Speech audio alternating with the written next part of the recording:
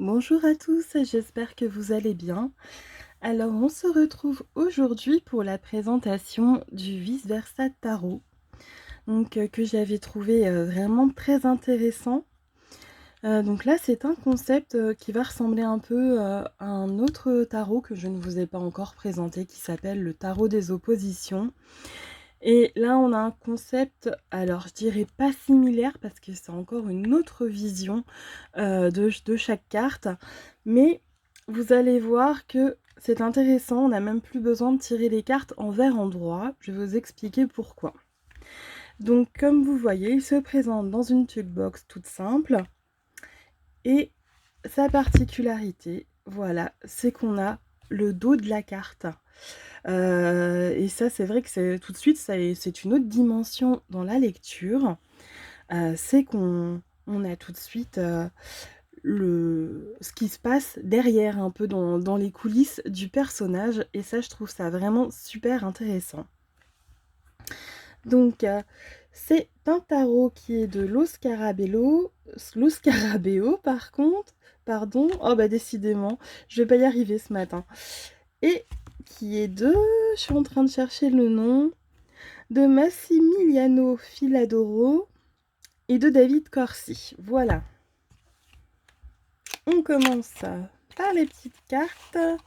Donc comme d'habitude avec ce type de jeu, on a un petit guidebook en plusieurs langues, voilà. Une petite carte de présentation d'un autre jeu. La carte de présentation du jeu en lui-même. Et on est parti pour les cartes. Donc là, on commence évidemment par la carte du fou.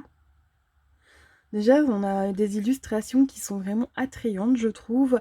Il n'y a pas de bord, juste la petite bande en bas pour le numéro. Donc ça, moi, je trouve ça parfait. C'est beaucoup plus immersif. Et regardez, la particularité, c'est que si je tourne ma carte, eh bien, je l'ai pris dans le mauvais sens. Voilà. C'est pas grave. Bon, on va dire que j'ai pas pris assez de café ce matin. Je vais pas recommencer, hein, ça enlèverait la spontanéité du moment. Donc voilà, normalement j'aurais dû commencer par la carte qui se présente comme ceci. Voilà, donc ça c'est la présentation classique. Et si on retourne, on tombe sur le dos. Donc qu'est-ce qui se passe à l'arrière? Est-ce qu'il prend vraiment un risque? Est-ce qu'au final c'est un risque calculé? Est-ce qu'il sait ce qu'il fait? Voilà. Ça peut représenter tout plein de choses pour chaque carte. Alors, ce qui peut gêner pour les personnes qui choisissent leur carte et qui prennent pas ce qui se présente au hasard, ça va être justement de voir ce qu'ils tirent. Mais néanmoins, bon, moi je trouve ça super intéressant comme vision. En plus, il est magnifiquement illustré. Et puis, bah, c'est super si on veut faire par exemple aussi un travail de l'ombre. Si on veut fouiller dans ce qui est un petit peu caché, qu'est-ce qui nous est caché dans une situation aussi, tout bêtement. On nous montre ceci, je sais pas, par exemple dans le cadre d'un travail dans lequel on postule. Euh, Bah, le côté visible, qu'est-ce qu'on me montre? Voilà, ça c'est qu'est-ce que l'entreprise présente de son poste et de son entreprise, mais derrière, qu'est-ce qu'il se cache vraiment? Qu'est-ce qu'on ne me dit pas?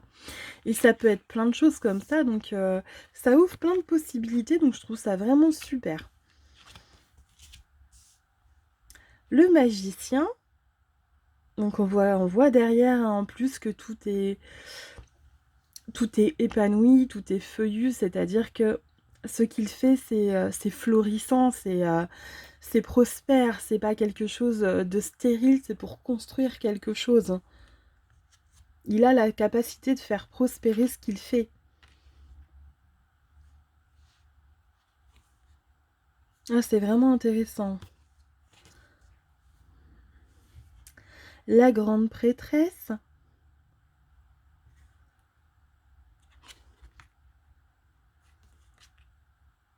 Là, ce qu'on voit pas, c'est qu'il y a les flambeaux derrière et qu'elle est face à un beau ciel bleu.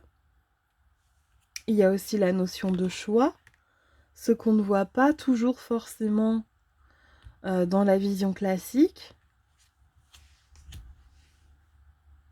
L'étoile, qui cette fois est dans le bon sens. Et qu'est-ce qui se cache derrière elle? Bah, on voit quand même, il y a un squelette dans le placard. Bon, là, dans l'eau, en l'occurrence. Mais bon, il y a pu y avoir une traversée qui n'était pas de tout repos derrière.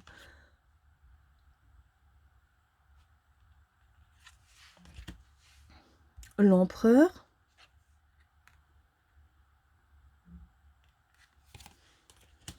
Donc là encore, hein, c'est pareil, c'est un jeu qui... Il faut prendre le temps de l'étudier, de l'observer, parce que ça peut changer complètement notre compréhension des cartes et l'habitude qu'on a dans l'interprétation dont on a l'habitude. Donc du coup, faut creuser. Mais c'est ça qui est intéressant. On a vraiment tout plein de symbolique qui s'est ajouté. Et ça, je trouve ça vraiment super. Là, on a un peu la notion de yin et yang, du fait de se compléter.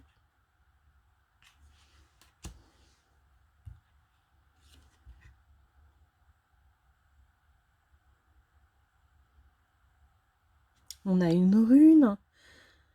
Non, c'est super, il y a tout plein de choses dans ce tarot, c'est vraiment chouette.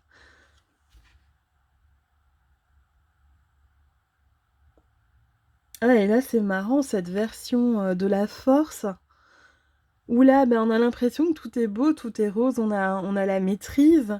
Et en fait, en face, on a quand même quelque chose de relativement effrayant, qui est tout de suite moins positif. L'ermite.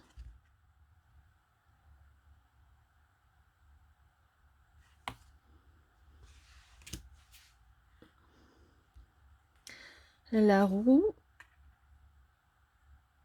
Voilà. Bon, c'est le magicien, il me semble, qu'on retrouve du coup derrière. Si l'on regarde. Voilà, on retrouve notre magicien. Donc en plus, on a des corrélations entre les cartes.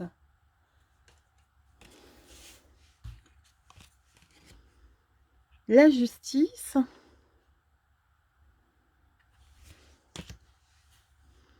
Le pendu. On a le serpent derrière. Le masque qui est tombé.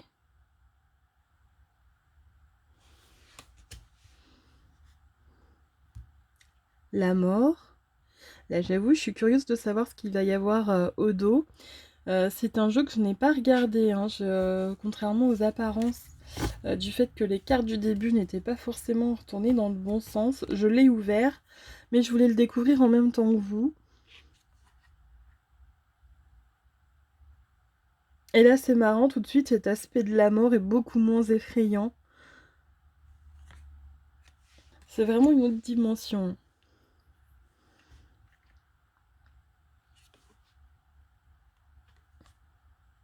On retrouve un peu la force, là, dans cette carte. Le diable.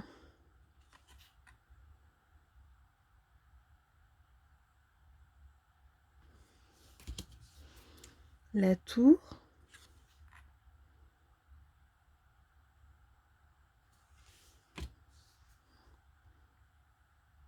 Donc vous voyez que ça peut complexifier vraiment le tirage. C'est parce que c'est vrai que là, du coup, il y a plein de choses qui sont ajoutées qui ne correspondent pas toujours forcément aux significations classiques dont on a l'habitude. Il faut chercher des correspondances, voir ce qu'on a voulu nous dire. Ça demande beaucoup de réflexion, hein. Là, c'est sûr que c'est pas un jeu où on va tirer des cartes, pouf, 2 minutes, ça y est, c'est plié. Bon, déjà, en principe, à moins de tirer une ou deux cartes, ça me prend pas 2 minutes, et encore, même avec 2 cartes parfois, il peut y avoir des choses à creuser.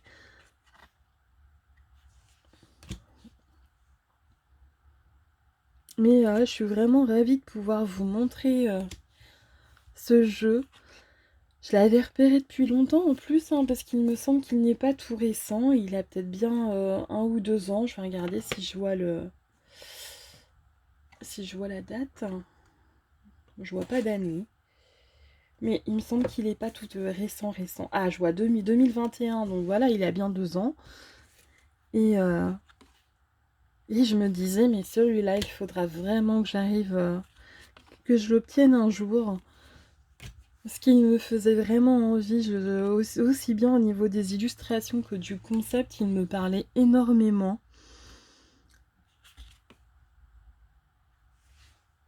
Donc je suis vraiment ravie de pouvoir vous le présenter et j'ai hâte de l'utiliser.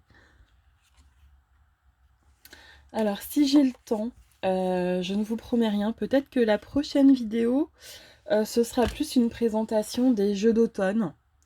Et ensuite, la semaine d'après, j'aurai bien présenté les jeux pour la période d'Halloween. Mais pour l'instant, je ne peux rien vous promettre, c'est en attente. Puisque comme cet été, j'attends des réponses en fait pour un second travail. Donc, il se peut qu'ensuite ce soit un peu plus compliqué à présenter pour moi. Parce que si je vous fais une présentation, même si elle n'est pas complète, mais si je dois vous présenter plusieurs jeux, ça mettra forcément plus de temps. Déjà, ça signifie qu'il faut moi que je les sélectionne. Parce que j'en ai quand même beaucoup, donc je ne pourrai sûrement pas tout sélectionner, ce qui se rapporte et à la saison de l'automne et à la saison d'Halloween. Il faudra que je fasse une petite sélection, que je restreigne un petit peu parce que je commence à en avoir beaucoup sur ce sujet, puisque ça fait partie de ma période préférée avec le printemps. Donc, donc voilà. Donc si je ne peux pas faire cette sélection et que je n'ai pas le temps de vous présenter un échantillon de plusieurs jeux, que ça prend trop de temps, je vous présenterai de nouveau un jeu tout seul. Parce que là, au niveau de l'emploi du temps, ça reste complètement incertain pour l'instant. Il se peut que j'ai beaucoup moins de temps devant moi à l'avenir. Donc ça peut être un peu compliqué à gérer. Je ferai de mon mieux. Et on verra bien. Moi, j'ai essayé d'accélérer un petit peu parce que je pense que ma vidéo va commencer à être un petit peu longue. Vous me direz en tout cas si ce jeu vous a plu, si vous trouvez le concept intéressant ou si vous pensez au contraire que pour vous, le fait qu'il n'y ait pas d'autres cartes finalement, qu'on sache ce qu'on tire, ça vous pose problème, si vous le trouvez compliqué d'utilisation, et si vous l'utilisez déjà, n'hésitez pas à partager votre expérience. Et évidemment, je n'ai pas l'habitude de le dire, mais si vous voulez me soutenir un tout petit peu, n'hésitez pas à mettre un petit j'aime au bas de la vidéo. Si vous avez aimé évidemment, hein, ne vous forcez pas. et, et à commenter. Voire partager aussi, hein, pour faire découvrir des jeux autour de vous. Voilà, parfois on croit connaître un petit peu tout ce qui est sorti et puis finalement on finit toujours par découvrir quelque chose qu'on ne connaissait pas. Grâce au partage, justement, moi j'en ai découvert beaucoup comme ça.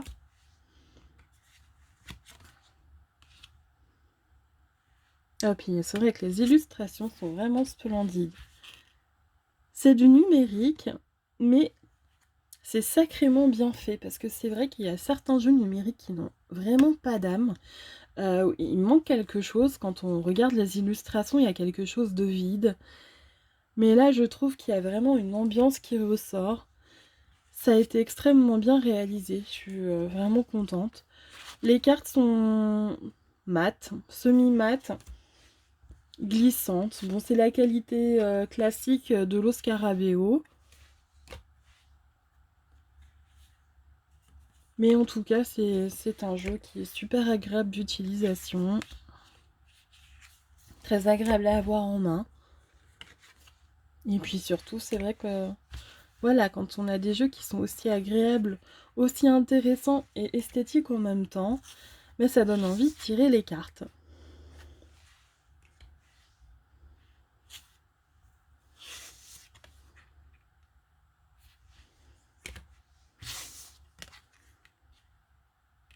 Et puis là, c'est vrai que du coup, vous pouvez avoir vraiment des détails très complets sur des situations que vous n'auriez peut-être pas eues avec un jeu plus classique.